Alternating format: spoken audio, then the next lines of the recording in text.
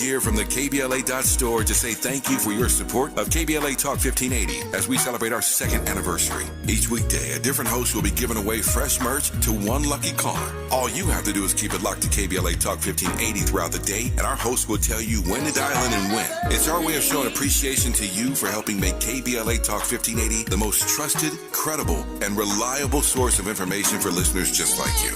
Here's hoping you'll be one of our lucky winners. But you can always head over to the KBLA.store anytime for the best in KBLA Talk 1580 gear for yourself and great gift ideas. Now, celebrating 2 years of being your go-to, we're KBLA Talk 1580, and we've got your black.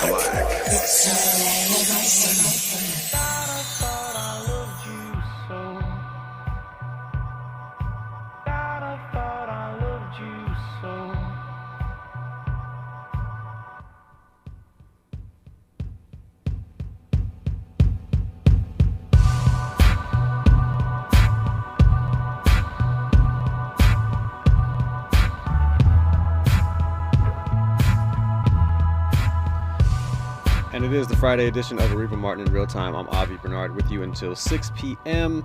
Here's what you might have missed. Experts told NBC News today that the deep sea water pressure that appears to have crushed the 22-foot craft would have been roughly equivalent in weight to the 10,000-ton iron Eiffel Tower. For days, the world could only imagine the grim scene, 5 men cramped in a cold, dark tube, knowing that they were about to run out of air, but in reality, those aboard the Titan submersible most likely died instantaneously in what officials called a catastrophic implosion. Experts say they would have known nothing. The minute this body of water hit them, they would have died instantly.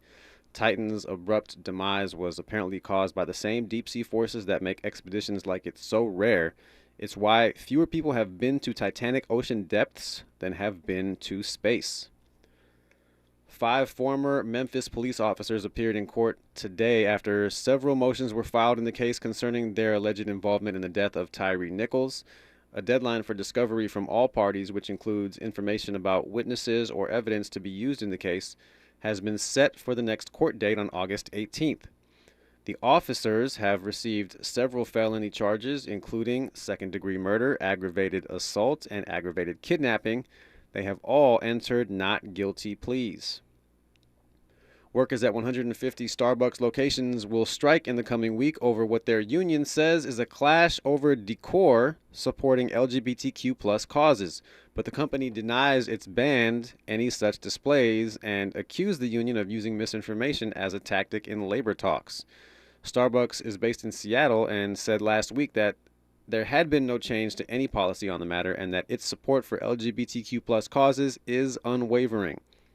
The company has been outspoken in its support for LGBTQ+ employees for decades.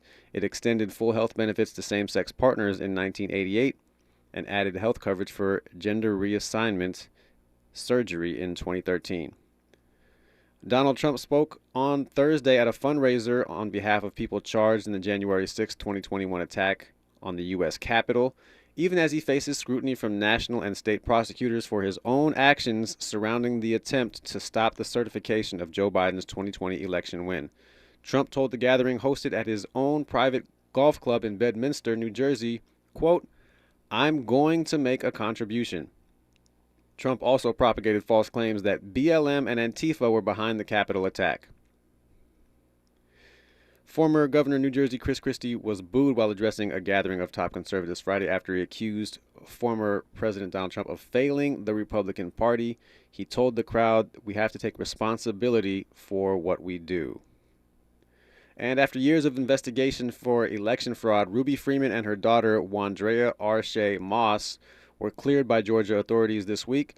For more than 2 years, conspiracy theorists as well as Donald Trump stated that Freeman and Moss had carried out fraud in the 2020 presidential election.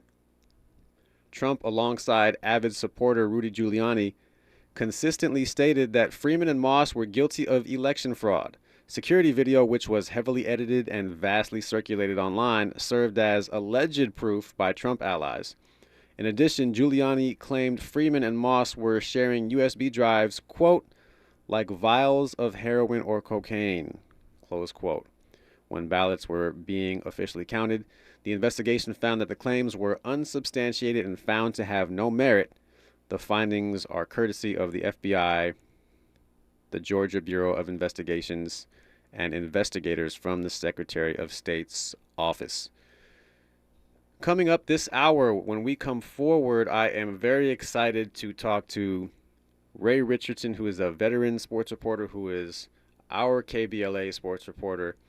We're going to do a full draft recap, talking about who the Lakers got, moves around the league, talking about whether or not it was a good day for the Lakers yesterday and what the rest of their offseason might look like, and what their next season might look like after they made it to the Western Conference Finals this past year. So when we come forward, we are going to welcome Ray Richardson to the show right here on KBLA Talk 1580. She's the real deal in real time. You're listening to Areva Martin in real time on KBLA Talk 1580. If you're a business owner or lead a nonprofit that has between 26 and 49 employees and you paid COVID sick leave in 2021 or 22, you may qualify for reimbursement through a state grant program administered by the California Office of the Small Business Advocate. Learn more at covidpaidsick.com. Okay, I'll fess up. One of my favorite parts of 4th of July is finding fun styles for the family to wear. And Kohl's makes it so easy. I found great deals on a cute skirt for me, some button-down shirts for my husband, and adorable shorts and dresses for my kids. Plus, I got us all tees and tanks and saved an extra 20% on everything. So, for summer style and savings, get to Kohl's. Select styles, 20% offer ends June 25th. Some exclusions apply. See store or Kohl's.com for details. With no fees or minimums and no overdraft fees, banking with Capital One is the easiest decision in the history of decisions. Even easier than choosing Slash to be in your band. Next up for lead guitar. You're in. Cool. Yep, even easier than that. With no fees or minimums and no overdraft fees, is it even a decision? That's banking reimagined. What's in your wallet? Terms apply. See CapitalOne.com/bank for details. Capital One N.A. member FDIC. KBLA Talk 1580. We've got a lot to talk about. KBLA Talk 1580, connecting you with services and solutions. South Central Youth Empowered Through Action is the youth component of the impactful CBO, known as the Community Coalition. South Central Youth Empowered Through Action has chapters at almost every South LA high school. Say Yeah, as they are popularly known, is located at 80th and Vermont, but serves young people all over South LA. Under the COCO umbrella, they train youth organizers, help underserved scholars prepare for college, and work with students to help them gain admission to top universities. South Central Youth Empowered Through Action fosters teen activism, where young people have led campaigns moving tens of millions of dollars to South LA schools and forcing officials to make AP classes available to students in under-resourced institutions. SCES scholars have taken part in the March on Washington, been published in major news outlets, and been elected to city council. Long before she was mayor, Karen Bass started the program when she founded the Community Coalition. To donate, volunteer, or enroll a student in South Central Youth Empowered Through Action, please visit cocsouthla.org. cocsouthla.org. This is a community call to action from KBLA Talk 1580. There's no time like the present. Let's get back to more of Areva Martin in real time on KBLA Talk 1580. Very pleased to welcome to the show veteran sports reporter, KBLA sports reporter Ray Richardson. No debates, no speculation, just the info you need. Always happy to steal your line when you're on the show, Ray. Welcome. Hey, that's okay, man. Good to talk to you. Yeah, thanks for joining us. And I want to start, it was the draft, the NBA draft was last night, and it's not like the NFL where there are 7 rounds and the draft takes an entire weekend. It takes 3 or 4 hours, and there are 2 rounds, and that's largely because the roster size in the NBA is much less than that of the roster size in the NFL, so there's not going to be as many picks. But let's start in the first round with the very first pick, the pick that everyone knew was going to be. We all knew that the San Antonio Spurs were going to take Victor Wembanyama, and 7'5" center who can do just about everything with the basketball. He can shoot it. What are your thoughts on Victor Wembanyama and what he means to the Spurs and what he means to the NBA? Well, first of all, I think he got really fortunate. He's into the perfect situation for a team to go to. San Antonio winning that lottery back in May. I think there's no better team and probably no better coach that he could go with, because San Antonio has a real strong history of dealing with international players, and Greg Popovich is probably at the top of that list to cultivate a championship team and championship players. So on one hand, he's really fortunate to be able to go to that city. And I was also impressed with Wembanyama. I've seen him do several interviews, and one of the interviews I saw him do, he was really on his San Antonio Spurs history. He had a lot of good intel to talk about the Spurs, even after the lottery happened. And there still was no really a guarantee, but you knew that they were going to take him. But he was already clued into the legacy of the Spurs, and I think you can credit Tony Parker with that. Boris Diaw, both of those are French natives, and they played for Popovich. He followed those two guys' career growing up in France, so he has a kind of a leg up on most other kids that may be going into that situation. He's in a good spot, and to be honest, he'll probably get coached better than most other places. He's going to be a very enjoyable and exciting player to watch. And I've said this, and a lot of people said this, but he probably is the most anticipated rookie to come into the league since LeBron in 2003. This is a good time for the NBA to have a kid like this come on the scene and probably take away some of the negative hype that the league's been dealing with. This is good timing for both sides.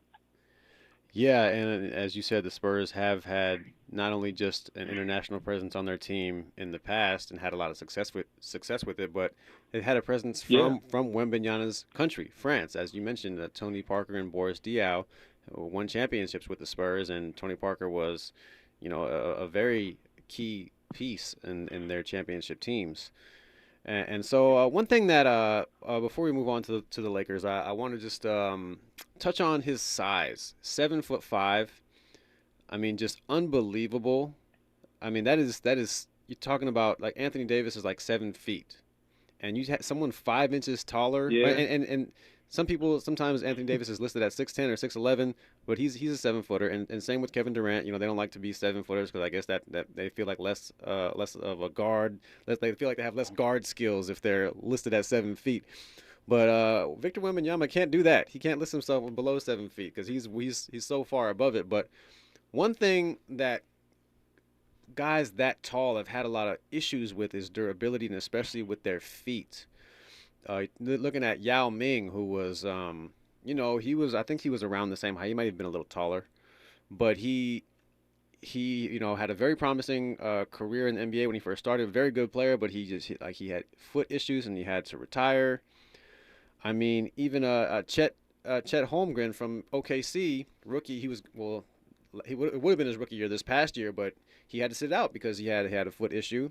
And this has been a thing with players who are that tall, just for a long time now. I know that I don't believe there's any history with Victor Wembanyama with his health. I believe he's had great health so far in his career in France. But what are your thoughts about that? And I know it's speculation, but what are your thoughts about that? Well, when I see him on tape, the first thing that comes to my mind is Ralph Sampson. He reminds me so much of Ralph. Ralph and him have a similar body frame. Ralph may have been a little bit heavier, but Ralph was not a real muscular player either. And when Ralph came into the league, he was healthy his first few years, and then he started having health issues like around year 4 or 5. His health issues is one reason why the Twin Towers never really survived and became a real power in the NBA. When they matched him up with Hakeem Olajuwon, it was like a foregone conclusion that those two guys would dominate the league for years. But it never quite happened that way because Ralph started having injury problems, and eventually Houston traded him, and Olajuwon was there by himself. But it didn't matter because they still won a couple of titles. That's going to be a key issue with Wembanyama. Can he stay healthy, and is his body frame strong enough withstand some of the pounding he may get, and also the wear and tear on his body. There's a lot of traveling that's going to be involved. I mean, he's going to do more traveling than he's ever done in his life. He's going to play more games.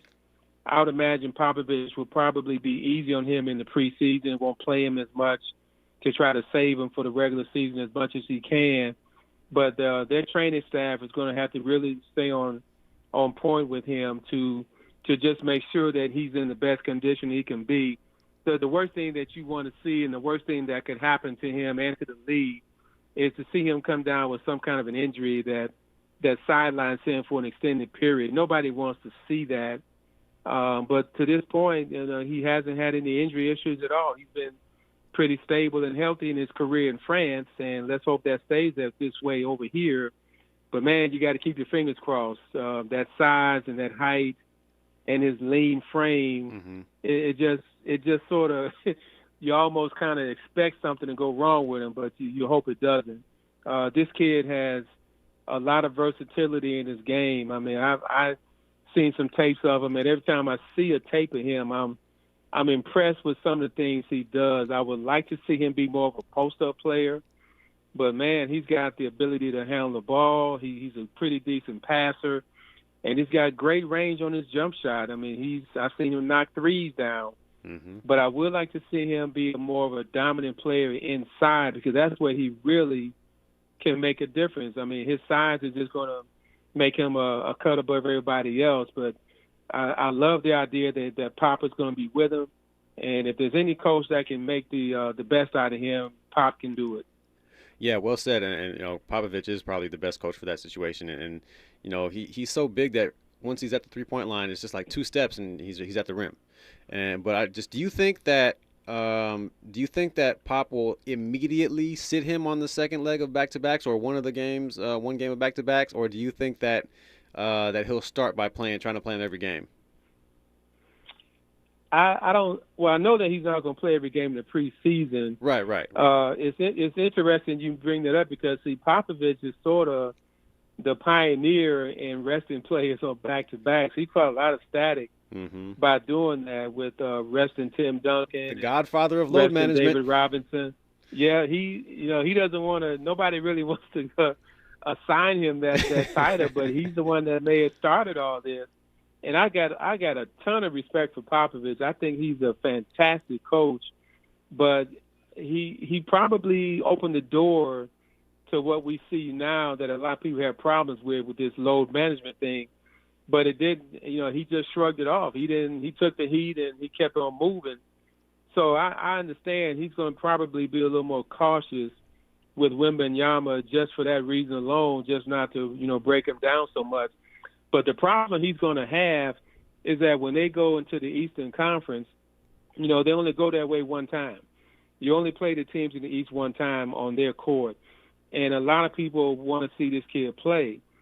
So the scheduling will have to be really critical as to how Popovich uses Wembanyama. If they've got a game, say, like in Memphis, which is in the Western Conference, and then they got to fly down to Atlanta to play a game the next night, that's a game that you could probably say he might not play. And those fans in Atlanta are going to be upset because they're only going to see them one time a year. That's where the concern comes in at the guys and people in the Eastern Conference. If they got to feel like they may not see him, will they go to that game anyway? So there's some dilemmas that the league may have to deal with going forward with this. And I want to welcome to the conversation our engineer, our producer, Andy, a.k.a. Candy Andy. Yes, what's on your mind, Andy? I'm just curious to know, between you, Avi, and between you, Mr. Richardson, we're talking about Greg Popovich in a positive light. But, I've read reports and I've heard reports about how hard he is with regards to his, coaching style, and how, that kind of might have pushed maybe a Kawhi Leonard away from San Antonio. Him being extremely, extremely old school in a very, very new generation. Do you have any concerns with him being maybe too hard on Wembanyama? I'll let you take it first, right? Well, I think he's adapted to the times pretty well. he's not the kind of a guy that's really rigid in his ways and his template of how he approaches his coaching style. I think he's learned over time that you got to be careful with guys because the demand on your body in the NBA is so strong that nobody can play 82 games anymore. You can count on one hand how many guys have played all 82 games. Even this past season or the season before. I heard a guy's name mentioned a couple of days ago who did play all 82 games, but man, there's not a lot of them. So even if you're healthy, coaches nowadays are willing to sit a guy down just for the sake of rest and for the sake of just being cautious, and you can almost assume that Wembanyama is not going to play all 82 games. Now, if he's healthy enough to play most of them, you're going to see him out there. But I'm pretty sure that they got a plan in place that they're working on right now. The schedule hasn't come out yet, but I guarantee you when that schedule comes out, you can almost assume that they're going to be looking at games where they may be able to get away with sitting him down. So I think we should be prepared for that. Yeah, and it's also an open question how good San Antonio is going to be, even with him. I think they do have some good talent on that team, but I don't know how good they're going to be. But Greg Popovich, if you ever watch him after games, he's been a coach of the USA Olympic team, and the players love him. Players love him. If you see, I think you may have seen during a Laker game when the Lakers played the Spurs, LeBron and it might have been Anthony Davis as well. We're both just hugging Popovich like he was their dad. They love this dude, and he's a well-respected coach, very well-respected. Yeah, he's very well-respected, and he also is very willing to speak up about social justice issues. I'll put him and Steve Kerr at the top of that list among NBA coaches who are willing to speak up about issues like that, and I know that players love that about him, and I think that he knows how to strike the right balance. I think he's probably tough but fair, and I think players can appreciate that. They don't want anybody who's going to BS you. They want to hear how it is, and I think he's the kind of guy who garners the kind of respect in which he can call you out, and you're like, oh, okay, I hear you. But someone who's younger, who may not have the cachet that he does, the rings that he does, the respect around the league that he does, might not be able to have the same ability to say, hey, you need to step up on this, or you're doing this wrong, or this is not acceptable. And as you said, Ray, Victor knows his history about the Spurs, the place in which he's going, so he's going to have that respect too, especially since some of his countrymen have already, fared so well under Popovich and won championships.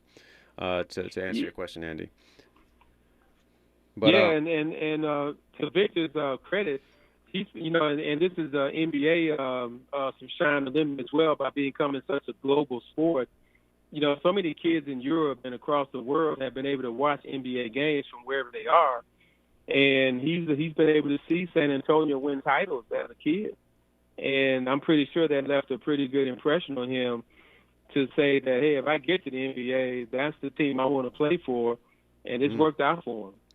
Yeah, if you look at the places he could have ended up going, he got really lucky going there. He could have wound up in Detroit. Detroit had the worst record in the league by like 5 games, and because of the way they were 17-65, and the Spurs were 22-60. The Spurs were tied with the Houston Rockets at 22-60 for the worst record in the Western Conference. So any one of those teams, the Rockets, the Spurs, the Pistons, or even the Hornets, Charlotte, the Hornets at 27-55, they could have gotten the first pick, and so I think out of those teams, and the way the draft lottery works, just because you have the worst record doesn't mean you get the first pick. And so it really worked out in his favor, I think, in this instance. But when we come forward, I do want to talk about the Lakers. They had the 17th pick in the draft. They traded up in the second round to get the 40th pick in the draft. And the kid they drafted with pick 17, Jalen Hood-Schifino from Indiana. You look at you look at any of the players who were selected in the first round, particularly the top 10, top 15. You can look at their highlight reel and say, wow, this guy is amazing. He's going to do great right away. But everyone every one of these guys is going to have an amazing highlight reel.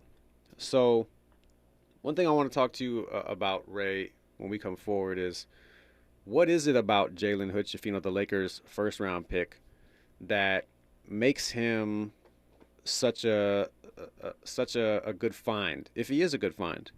What is it about him that made the Lakers want to pick him? And also their second pick, their 40th overall pick in the second round, Maxwell Lewis from Pepperdine. You know, Pepperdine was horrible this year. You know, and this kid Maxwell Lewis seems to be he seems to have a lot of potential. 6'7". Lakers are always, you know, the last couple of years they've needed more size. And is this someone who's going to be able to contribute right away? Are either of these guys going to contribute right away? I know you said in your sports report that, you know, Jalen Hood-Schifino is someone that if they decide to move on from D'Angelo Russell, he's maybe someone that they could feel is a competent replacement. But we're gonna talk about those things when we come forward and kind of just get into how the Lakers did last night in the NBA draft. And we're gonna get right into it right here on KBLA Talk 1580. Areva time is the right time. More of Areva Martin in real time when we come forward. I'm Doug Davis, and here's the latest from the Black Information Network. Attorney General Merrick Garland is defending the integrity of the DOJ amid accusations Hunter Biden was given preferential treatment in his tax and gun case. Garland told reporters Trump appointed U.S. Attorney David Weiss has complete authority on how to handle the case. The president's son recently agreed to plead guilty to a pair of tax-related misdemeanors and avoid jail time. Florida Governor Ron DeSantis is railing against woke ideology as he makes his pitch for why he should be elected president in 2024. While speaking at a Faith and Freedom Coalition event in Washington, D.C., the Republican promised to extinguish the fire of cultural Marxism and restore sanity to the nation. The Kennedy Center Honors is celebrating 3 celebrities from New Jersey. Queen Latifah and Dionne Warwick are being recognized at the 46th annual event. It takes place December 3rd in D.C. And that is the latest. I'm Doug Davis from the Black Information Network and BINnews.com. In Santa Clarita on the 14 northbound at Via Princesa, got a crash blocking the carpool and the 2 left lanes. You're going to be on and off the brakes coming away from the 5. In Elysian Park on the 5 southbound before Stadium Way, that earlier wreck has cleared to the shoulder, but it's still going to be slow from Colorado Street. East LA 710 northbound after Floral Drive, got a disabled vehicle in the right lane, and you'll see some stop-and-go traffic coming away from the 60. Ready to take control of your phone plan? Well, then you better take that next turn to a Verizon store. Because my plan from Verizon is the kind of control we all deserve. Get exactly what you want. Only pay for what you need. Get my plan at your Verizon store today. This is the KBLA Sports Minute with Ray Richardson. Jalen Hood-Schifino, the Lakers' first-round pick last night in the NBA draft, worked out for the Lakers earlier in the month. The 6'6" guard from Indiana had the Lakers on his radar. He grew up a Lakers fan mainly because of Kobe Bryant. Hood-Schifino has a tattoo of the Lakers legend on his arm. The Lakers chose Hood-Schifino with the 17th pick. He's the Lakers' highest draft pick since they selected former UCLA star Lonzo Ball with the number 2 pick in 2017. If the Lakers decide not to re-sign D'Angelo Russell, they feel they have a pretty good replacement with Hood-Schifino. The Dodgers are back in action tonight against Houston. The Dodgers pitching staff has gone 21 straight innings without giving up a run. The last time they were scored on was in the 6th inning against the Giants on June 18th. No debates, no speculation, just the info you need. That's your KBLA Sports Minute. I'm Ray Richardson. More news, opinions, and conversation when we come forward on KBLA Talk 1580. It's our anniversary. Every weekday during the month of June, we're giving away gear from the KBLA.store to say thank you for your support of KBLA Talk 1580 as we celebrate our 2nd anniversary. Each weekday, a different host will be giving away fresh merch to one lucky caller. All you have to do is keep it locked to KBLA Talk 1580 throughout the day, and our host will tell you when to dial in and when. It's our way of showing appreciation to you for helping make KBLA Talk 1580 the most trusted, credible, and reliable source of information for listeners just like you. Here's hoping you'll be one of our lucky winners. But you can always head over to the KBLA.store anytime for the best in KBLA Talk 1580 gear for yourself and great gift ideas. Now, celebrating 2 years of being your go-to, we're KBLA Talk 1580, and we've got your black.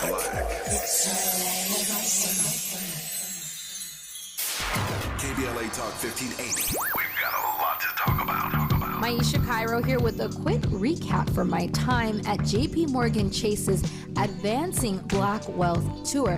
There were speakers Ian Dunlap, Damon John, Lynn Richardson, MC Light, Don Kennedy, to name a few. Take a listen to what Justin Grant, Community Development Lead at Chase's Advancing Black Pathway, let's see what he had to say. So I'm Justin Grant. I lead community development and national partnerships for JP Morgan Chase's Advancing Black Pathway strategy. And so we're focused on strengthening the economic foundation of black communities, and we're making targeted investments in programs like the Advancing Black Wealth Tour to help us get our tools and resources out to the community to drive sustained impact over time. So when it comes to black and brown people, it sounds like Chase is making it their personal responsibility not only to facilitate these events, but to educate and provide resources. So, Mr. Grant, I have to ask, what does wealth building look like for the individual? It's home ownership, it's having that freedom to be able to start your own business and create jobs in your community, and it's having that long-term plan towards retirement, having that vision for what you want your life to be, and you have the resources to actually live it. I'm Maisha Cairo. Thanks for sticking around. That was my recap from Chase's Advancing Black Wealth Tour. First stop was here in LA, and they're taking it national. Hey, Dad, how do airplanes fly? What's in this box? Is this tree good for climbing? How are babies made? What does this thing do? Kids are curious about everything, including guns. Talking to them about gun safety in your home is a good first step, but you can do more. Always keep your guns locked, unloaded, and stored separately from ammunition. Safe gun storage saves lives. Learn how to make your home safer at endfamilyfire.org. That's endfamilyfire.org. Brought to you by End Family Fire, Brady, and the Ad Council. We've got a lot to talk about. Are you interested in catching up on all the latest entertainment news, trending topics, and exciting interviews? I got you. Tune in to The Raw Report with Robin Ayers, Monday through Friday, 6 to 7 p.m. I'm your host, Robin Ayers. Join me every weekday with some of the best entertainment contributors in the business as we break down what's going on, who's got next, and what not to miss. Only on The Raw Report with Robin Ayers. Unapologetically progressive. KBLA Talk 1580. We've got your black.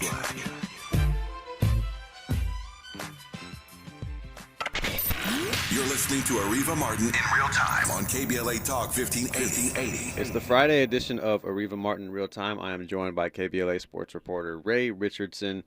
All right, Ray, so let's talk about the Lakers draft. They drafted Jalen Hood-Schifino with the 17th overall pick. Jalen Hood-Schifino is out of Indiana. What do you make of Jalen Hood-Schifino? Your first thoughts?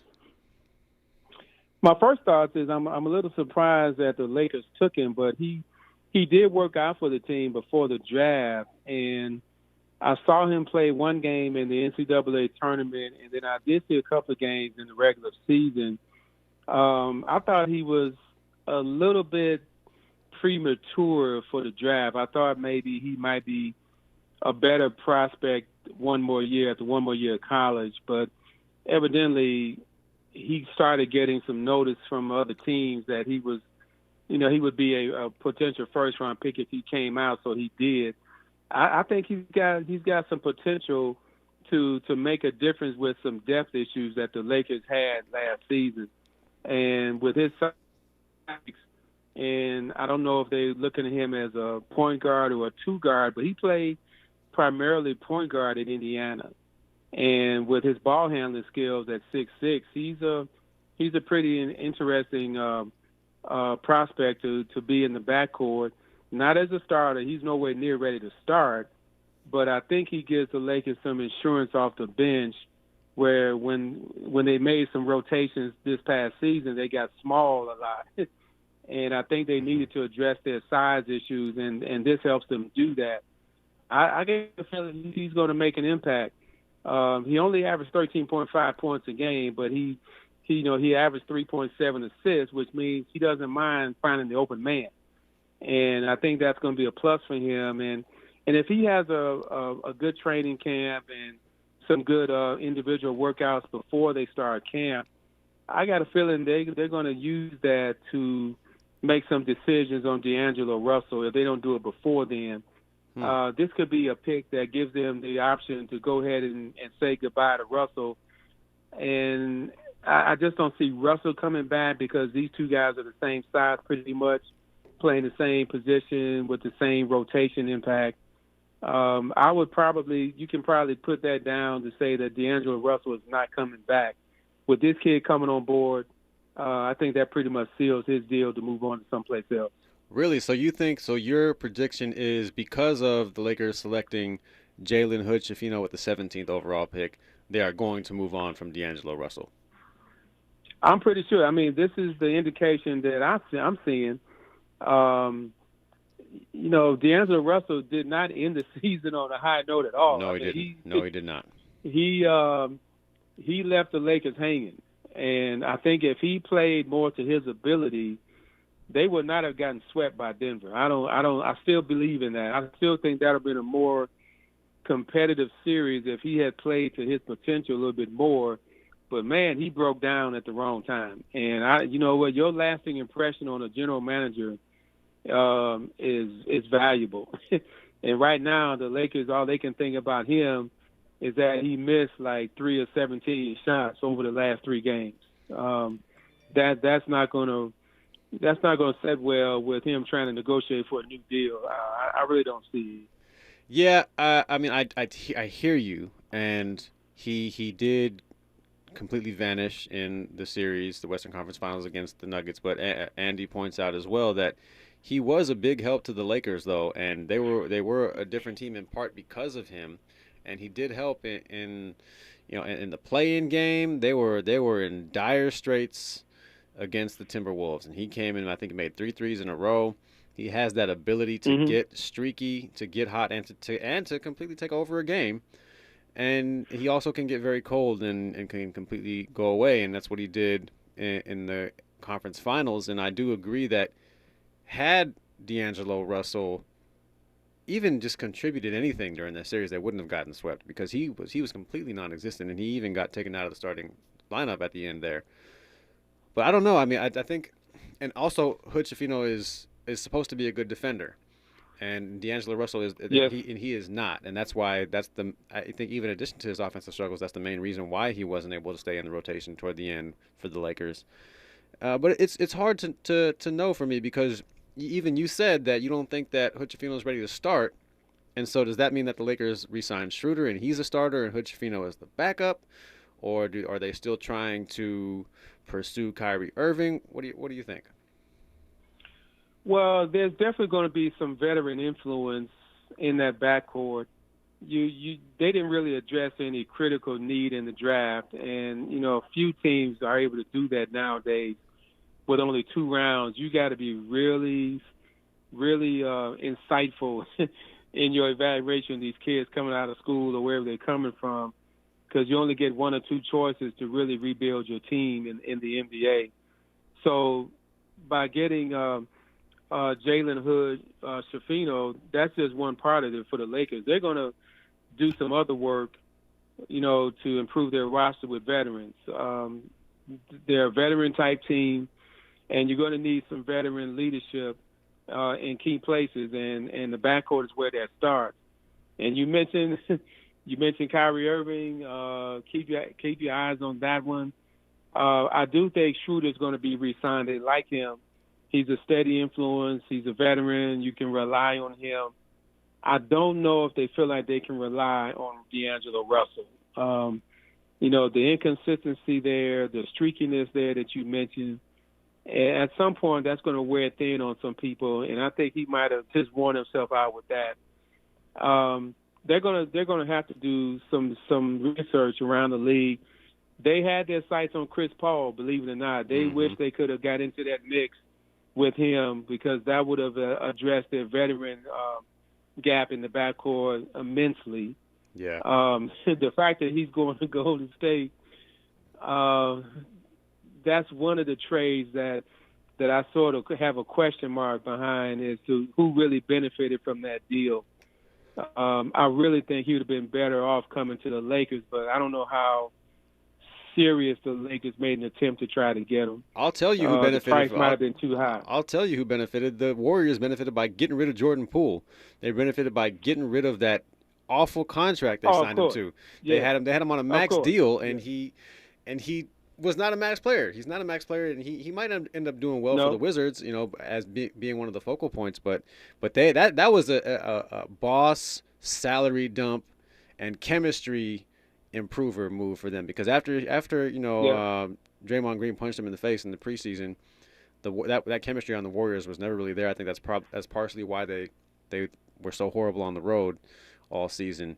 And that was a primary move, and the fact that they can bring someone like Chris Paul in, I think he'd be good for them when Steph Curry's on the bench, and he'll bring some stability to that lineup, and when if he ends up staying on the team.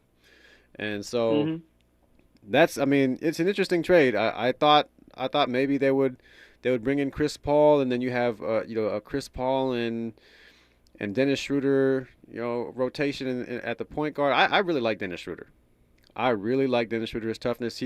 He also is inconsistent scoring the basketball, but he has been clutch in a lot of games. Down the stretch, sometimes when the Lakers need a basket, he will get them a basket. He's not afraid to shoot in clutch spots. He'll get to the free throw line, and he brings toughness and consistency on defense. And so I really like Dennis Schroeder. I think they got to find a way to re-sign him, even if he's just as their backup point guard, because there were so many times he stepped up as the starting guard when they needed him to. And so I think that Dennis Schroeder is a key piece to that team. But as far as Chris Paul goes, maybe they'll still get him. Who knows? I have no idea. He's been moved around a lot, and we have no idea what's going to happen there. But any additional thoughts? On Jalen Hood-Schifino before we move on to the Lakers' second-round pick, Maxwell Lewis. Well, I do think you can expect them to pursue a veteran point guard at some point. If Chris Paul if there's no other changes with that Golden State deal, which I don't think there will be, the Lakers are going to turn their attention to some other resources. And with the free agency kicking in on July 1st, there'll be some guys available that they can kind of look at to see about filling that spot. It looks to me like Austin Reeves has earned that two-guard spot as a starter. Oh yeah, they just need somebody to be on the other side of him, and that's one element they don't have to worry about too much anymore. So they just need to focus in on that veteran point guard and probably bring in another big man up front at some point to help out AD under the basket. They got Rui, and I know they're going to re-sign Rui. He was outstanding when they brought him in. I mean, he pretty much earned a pretty nice contract whenever they started talking to him after the first. You can expect him back. So right now they just need to get a little more solidified up front and in the backcourt with some veteran help, and you'll see some things get done with them fairly soon. Yeah, I gotta say, the Lakers have got to get another big. They have to. They have got to get another big. I mean, if you look at the championship we won in 2020, yes, I said we. I'm a loyal Laker fan. Grew up Laker fan. That's okay. But I think if you look at the championship in 2020, Dwight Howard, JaVale McGee, and Anthony Davis. Usually Anthony Davis and one of those former two on the court at the same time. And it gives you a lot more rebounding. It gives you the option to have AD not playing, Nikola Jokic or whoever it is. You got to have another big. I mean, I was hopeful that Mo Bamba would be able to step in during the playoffs and do something, but he was hurt for almost the entire playoffs. And so we never even got to see how that played out. We could have at least gotten a look at that. That would have been really helpful. But he's got let me say this. I saw enough in him that I wouldn't be counting on him that much. Yeah, I mean, I don't think we can count on him. I'm just saying that I don't think we saw enough to where we know one way or another. You know what I mean? I just with his ability to shoot the ball. I saw him in Orlando a few times. And I wasn't really that impressed with him. There's some limitations there. I wouldn't hold out too much hope on him being a factor in some regard like that. I mean, unless he turns around in the off season and really works on his game, but he's got a lot of work to do. He does. A lot. He does. Andy, what's up? So I'm glad that you guys are talking about big men for the Lake Show. I've done my research. Okay. It's free agency. All right. What you got? Here are 4 names to look into, or at least Palenka, pay attention. Hit us, Andy. Hit us with it. Brooke Lopez. Okay. Jeremy Grant. He's not a big man, though. He's a 4. He could play big. Okay. Nikola Vucevic. Oh, yeah. And Jakob Poeltl. Okay, so Poeltl's on. He got traded to the Hawks midseason, I think. Vucevic is Vucevic gonna be a free agent? He's up with the Bulls, right? And one guy I like is Naz Reid. I'm not sure if he's gonna be a free agent with the Timberwolves, but I really like Naz Reid, and he can shoot. He can shoot from 3, unlike Poeltl. And Grant, I wouldn't put Grant in the big man comp. I think he's more of a 3. I mean, he can score, though. He can really score. But when we come forward, though, I'm gonna get your thoughts on what Andy just said about those 4 big men and their need for a big man. Mm-hmm. When we come forward right here on KBLA Talk 1580. She's the real deal in real time. You're listening to Areva Martin in real time on KBLA Talk 1580.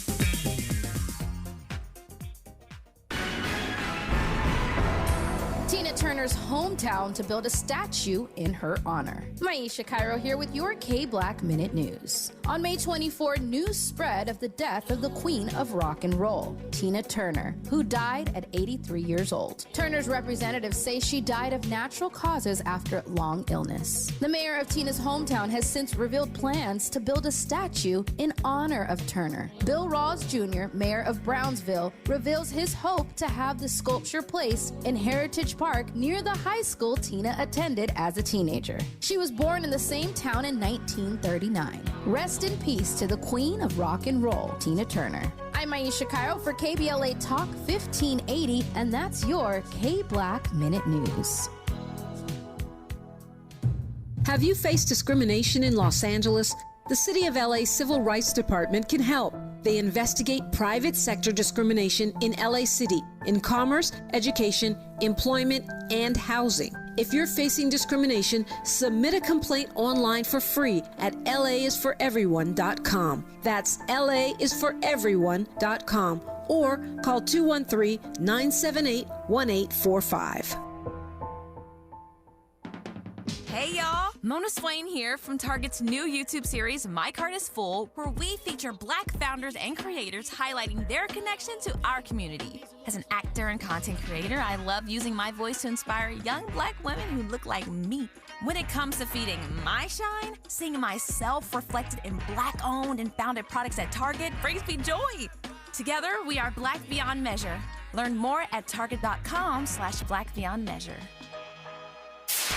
KBLA Talk 1580. We've got a lot to talk about. KBLA Talk 1580 joins you in standing for education as a right, not a privilege. Charles R. Drew University of Medicine and Science is a private, non-profit, community-founded, student-centered university committed to cultivating diverse health profession leaders who are dedicated to social justice and health equity for underserved populations. CDU does this through outstanding education, clinical service, and community engagement. Recently, Charles Drew University made history by opening only the 5th medical school at an historically Black university. Congratulations, South LA, and congratulations to the Dean of the medical school, Dr. Deborah Protho-Stith. CDU is now training doctors and providing $90 million in annual economic benefit to Watts and surrounding neighborhoods. To apply for medical school, get more information, or sign your child up for the Junior Doctors Saturday School program, visit cdrewu.edu. That's cdrewu.edu. At KBLA, we are dedicated to equity in education and ending healthcare apartheid. And we don't black down. This is a community call to action from KBLA Talk 1580. There's no time like the present. Let's get back to more of Areva Martin in real time on KBLA Talk 1580.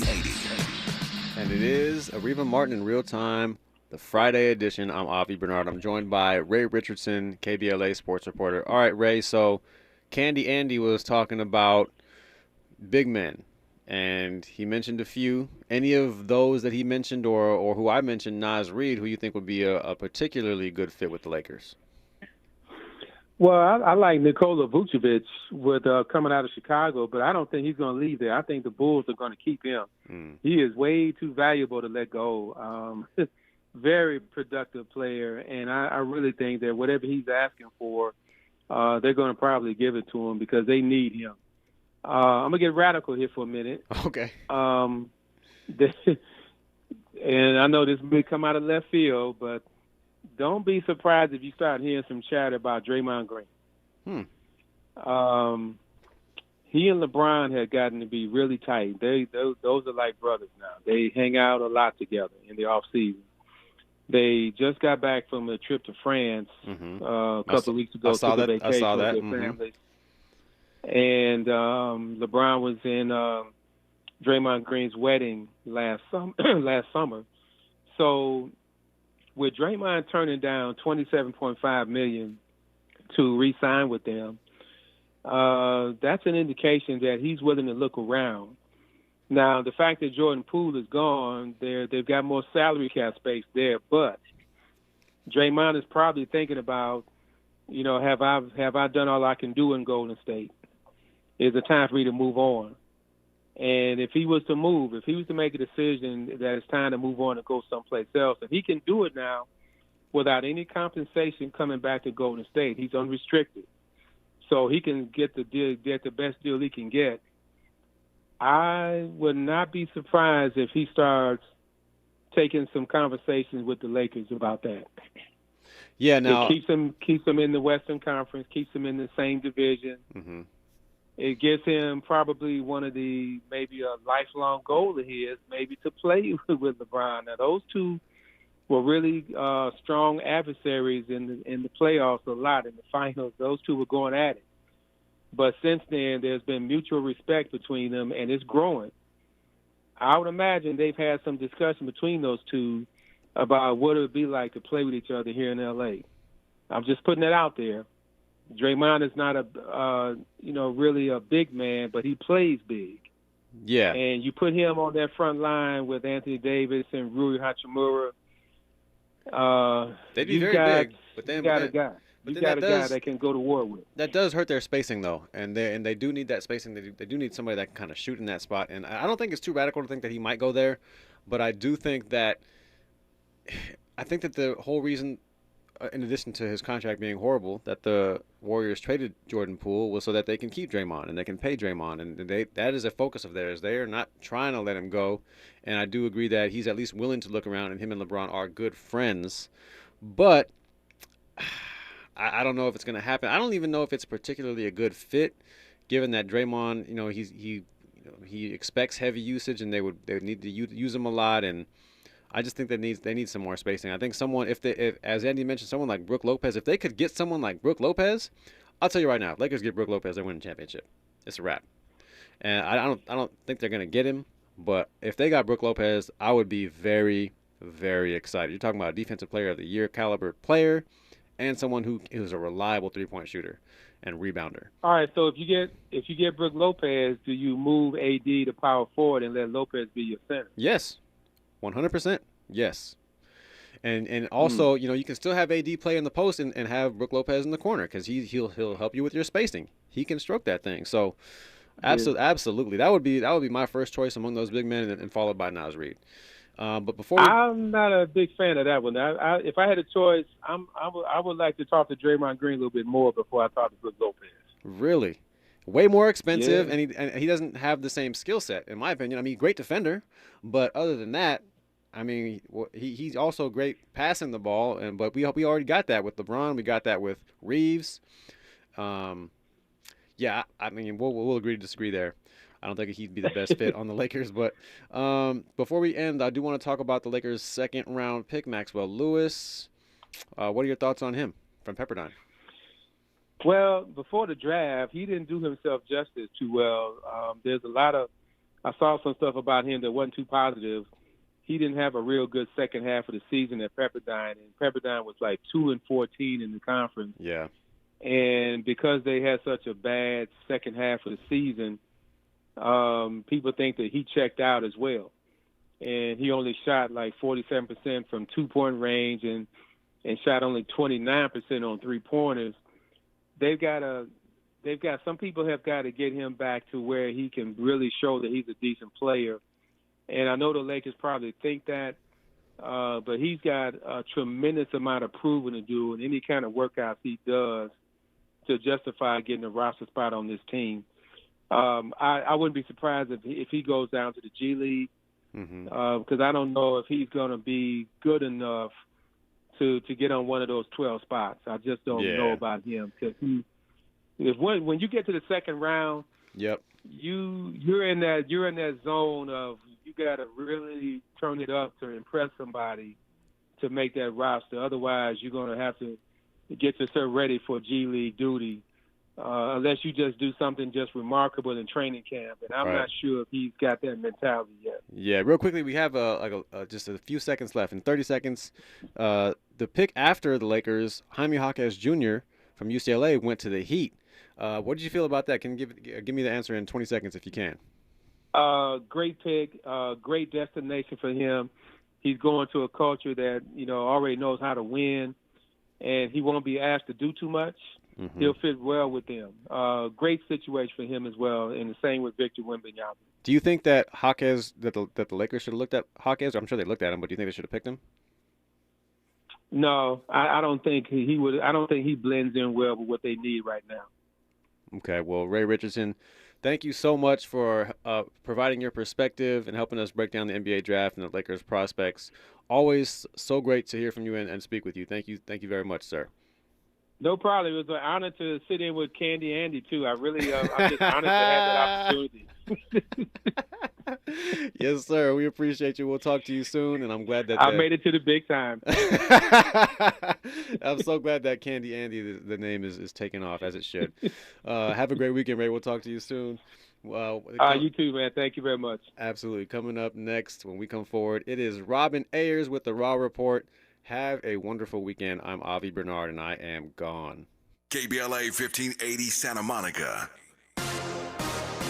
I'm Doug Davis, and here's the latest from the Black Information Network. A new poll shows 61% of Americans disapprove of the Supreme Court's overturning of Roe v. Wade 1 year ago. Just over half say they're strongly against the Dobbs decision that turned abortion rights back to the states, according to a NBC News poll. Women, especially younger female voters, were more likely to